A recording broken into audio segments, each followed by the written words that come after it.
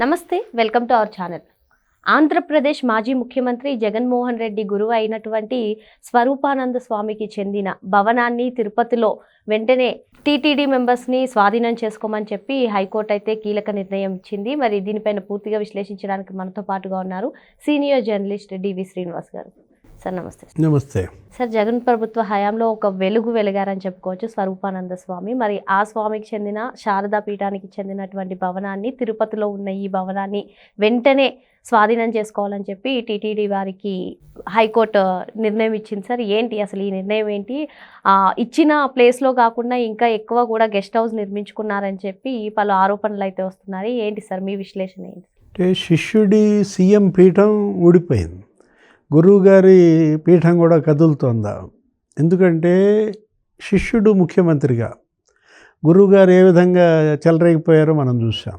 జగన్మోహన్ రెడ్డి ముఖ్యమంత్రిగా అసలు రాజగురువుగా శారదా పీఠాధిపతి స్వామి స్వరూపానంద ఏది అసలు అటు క్యాబినెట్ నిర్ణయంలో కూడా ఆయన పాత్రని, ఎవరెవరికి మంత్రి పదవులు ఇవ్వాలనేది, మంత్రి పదవులు పొందిన వాళ్ళంతా శారదా పీఠాధిపతిని కలుసుకోవటం, అక్కడ ఆయన దగ్గర మరి బాసి పెట్టేసుకుని కూర్చోవటం.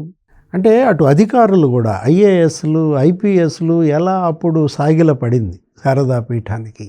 అంటే అప్పుడు జగన్మోహన్ రెడ్డి హయాంలో కళకళలాడిన శారదా పీఠం ఇప్పుడు వెలవెలబోతోందా? సాధువులు, పీఠాధిపతులు ఇలా వివాదాస్పదమైన వాళ్ళు గతంలో మనం ఎప్పుడూ చూడలేదు. ఎంతోమంది పీఠాధిపతులు ఉన్నారు. కంచి కామకోటి పీఠాధిపతి, పుష్పగిరి పీఠాధిపతి. అరే, ఇలాంటి పీఠాధిపతి ఏంటి అసలు? అదొక పీఠమా? ఇప్పుడు ఆధ్యాత్మికంగా మీరు భక్తిని ఇవాళ ప్రజల్లో పెంచాలా, దైవ చింతన పెంపొందించాలా, పాప భీతి ప్రజల్లో రేకెత్తించాలా? అలాంటిది వదిలేసి ఈ భవబంధాలు వదిలేసిన వాళ్ళు కదా స్వామీజీలు. జగన్మోహన్ రెడ్డిని వాటేసుకుంటాడు, జగన్మోహన్ రెడ్డికి ముద్దులు పెడతాడు, జగన్మోహన్ రెడ్డిని తీసుకెళ్ళి గంగలో ముంచాడు, హిందుత్వం ఇప్పించాడు. అంతవరకు సరే. ఏది ఆయన క్రిస్టియన్నా హిందువులా ప్రజలు తెలుసుకుంటారు. ఏంటి ఆ ప్రేమ? సరే, అది గురువుగారి ప్రేమ. ఇక శిష్యుడి ప్రేమ మరీ పీక్స్కి వెళ్ళిపోయింది. గురువు పుట్టినరోజంట, దానికి అన్ని దేవాలయాల్లో అర్చనలంట. రాష్ట్ర వ్యాప్తంగా దేవాలయాలన్నిటిలో ఆయనకి ప్రోటోకాల్.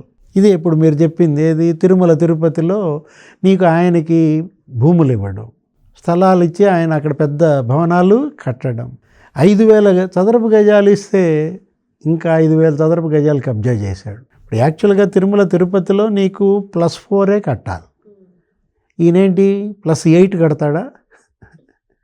అంటే ఊరంతా ఒక దారి అయితే ఉలిపి కట్టేదో దారి. ఇవాళ ఏంటి హైకోర్టు కన్నెర్ర చేసింది. ఏంటి, ఆయన ఎవరో పిల్లి వేస్తే మొత్తం ఆ భవనం అంతా హ్యాండ్ ఓవర్ చేసేసుకోమని. దానికి వాళ్ళు టీటీడీ వాళ్ళు నోటీసులు పంపారు, 15 రోజుల్లో ఖాళీ చేయమని. ఏం చేస్తాడు? సుప్రీంకోర్టుకి వెళ్తాడా? ఏ కోర్టు అయినా చెప్పేది అదే కదా. కబ్జాలను ఎవరు ప్రోత్సహించరు కదా, అవినీతిని ఎవరు సహించరు కదా. ఇప్పుడు అక్కడ విశాఖపట్నంలో కూడా అదే, ఆ శారదా పీఠం కబ్జాల పీఠంగా. ఏంటి, ఆ చిన్నముషివాడలో అరే ఒక చోట 22 సెంట్లు కబ్జా, అక్కడే గుడి కట్టాడని, అక్కడే మొత్తం ప్రహరీ కూడా, దాని యొక్క ముఖద్వారం. ఇంకో చోట 18 సెంట్లు కబ్జా, ఇంకో చోట అసలు ఎకరం 32 సెంట్లు కబ్జా అని, 2.5 ఎకరాలు కబ్జా అని, అక్కడ వేద పాఠశాల, అందులో ఉన్నటువంటి పనిచేసే వాళ్ళకి క్వార్టర్స్. అసలు అక్కడ ఒక గెడ్డ, అక్కడ ఒక సరస్సు, దాన్ని ఆక్రమించాడని. అంటే ఏంటిది? ఇదేంటిది? ఒక ఆధ్యాత్మిక భక్తి పీఠం. మీరు కావాలంటే ప్రభుత్వాన్ని అడగాలి, కానీ ఈ కబ్జాలు చేయడం ఏంటి? అక్కడ కబ్జా భూమిలో టెంపుల్స్ కట్టడం, ఇది దేవుడు చెప్పాడా? భక్తి తత్వమా ఇది? కబ్జా తత్వమా? అంటే ఎలా మనం జగన్మోహన్ రెడ్డిని అడ్డం పెట్టుకుని శారదా పీఠాధిపతి, ఇప్పుడు ఇక్కడ సరే, అక్కడ తెలంగాణలో కూడా చేశాడు. రాజశ్యామల యాగం చేపిస్తా అని కేసీఆర్ని మళ్ళా నువ్వే సీఎం అని మభ్యపెట్టేసి, ఆయనేమో ఈయనకి అక్కడ శంషాబాద్ దగ్గర ఎక్కడో ఆయనకు 1 ఎకరం 2 ఎకరాలు ఆయన ఇవ్వడం. మళ్ళా ఇక్కడ ఏపీకి వచ్చి జగన్మోహన్ రెడ్డికి మళ్ళీ అదే చెప్పి నీకు రాజశ్యామల యాగం చెప్పిస్తా, నువ్వే మళ్ళీ ముఖ్యమంత్రి బతుకున్నంత వరకు, ఇలా 30 ఏళ్ళు నువ్వే సీఎం అన్న భ్రమంలో పెట్టి, అసలు ఆ ఋషికొండకు కూడా ఈయనేనంట డిజైను. ఏది ఆ కొండ మీద నువ్వు ఉంటే ఇంక అసలు నిన్ను ఓడించేవాడే ఉండడు అనే ఒక భ్రమలు కల్పించి అక్కడ ఒక 500 కోట్లు దుర్వినియోగం. మరి బహుశా 36 లక్షలు బాత్ టబ్ ఈయన ఆలోచన, 14 లక్షల కమోడ్ అంట, లేకపోతే ఒక్కొక్క బల్బే 60,000 అంట, 3 లక్షలంట ఫ్యాన్. ఎంత దుర్వినియోగం చేశారు ప్రజాధనం. ఇప్పుడు అది అసలు ఏం చేసుకోవాలో అర్థం కాని పరిస్థితి. అటు అది హోటల్గా నడపలేరు, అది ఇటు అద్దెలకి ఇవ్వలేరు, అటు టూరిజం తరఫున ఎవరు అక్కడ దిగే అవకాశం లేదు. అంటే ఒక వైట్ ఎలిఫెంట్గా. ఇప్పుడు అక్కడ అదే కాదు, నీకు ఒక ఎకరం 15 కోట్లు విలువైనటువంటి భూమి నీకు భీమిలీలో 15 ఎకరాలు ఈయనకే ఇచ్చాడు, ఎకరం 1,00,000కే. అంటే 225 కోట్ల విలువైన భూమి 15 లక్షలకి ఇచ్చాడంటే ఈ ప్రభుత్వం వచ్చినాక దాన్ని రద్దు చేసిందా? అంటే ఇప్పుడు శిష్యుడి ఓటమి గురువు పీఠాన్ని కదిలిస్తోందా?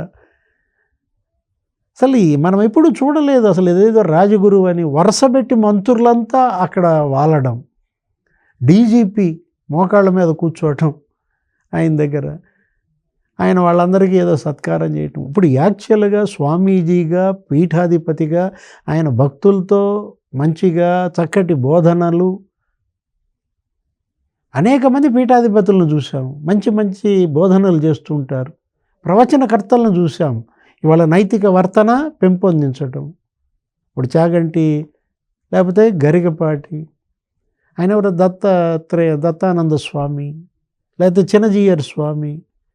ఇప్పుడు స్వామీజీలు అంటే ఏంటి? వాళ్ళను చూడగానే ఒక గౌరవ భావం, భక్తి భావం. ఇది ఎక్కడ? ఇది ఈ అవినీతి స్వామి ఏంటి? ఈ అక్రమాల స్వామి ఏంటి? ఈ కబ్జాల స్వామి ఏంటి? ఇవాళ ప్రజల్లో కనీస సానుభూతి రావడం లేదంటే, ఇన్ని జరిగినా కూడా ఎవరు అయ్యో పాపం అంటం లేదంటే కారణం అదే. ఇప్పటికీ విశాఖను వదిలి వెళ్ళిపోయారని కూడా వార్తలు వచ్చాయి కదా సార్, మరి దీనిపైన అసలు స్పందిస్తారంటారా? హైకోర్టు ఇచ్చినటువంటి ఈ తీర్పు పైన స్పందిస్తారంటారా? అంటే ఎక్కడున్నారు? హరిద్వార్ వెళ్ళిపోయారా? అంటే హిమాలయాల్లో ఆయనకు అక్కడ కూడా ఏదో ఒక ఆశ్రమం ఉంది. మరి జగన్మోహన్ రెడ్డి కూడా అక్కడికి వెళ్తాడా? మళ్ళీ ఈసారి ఏ డ్రామాకి తెరదీయబోతున్నారు? పోయినసారంటే హిందుత్వం ఇప్పించారు, గంగలో ముంచారు జగన్మోహన్ రెడ్డిని. ఇప్పుడు ఇంకెందులో ముంచుతారు? ఆల్రెడీ ఇప్పుడు జగన్మోహన్ రెడ్డిని స్వరూపానంద గంగలో ముంచినందుకు జగన్మోహన్ రెడ్డి ఆంధ్రప్రదేశ్నే బంగాళాఖాతంలో ముంచేశాడు. ఇంకేం ముంచాలో, ఇంకెంత ముంచాలా? ఇప్పటికి ముంచింది చాలదా?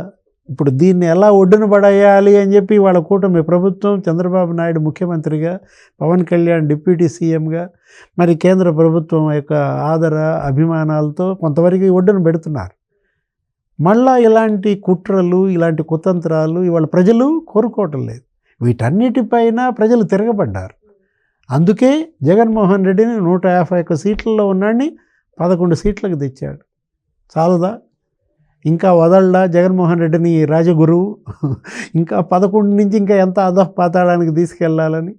మరో అంశంతో మళ్ళీ కలుద్దాం. Thank you sir. నమస్తే.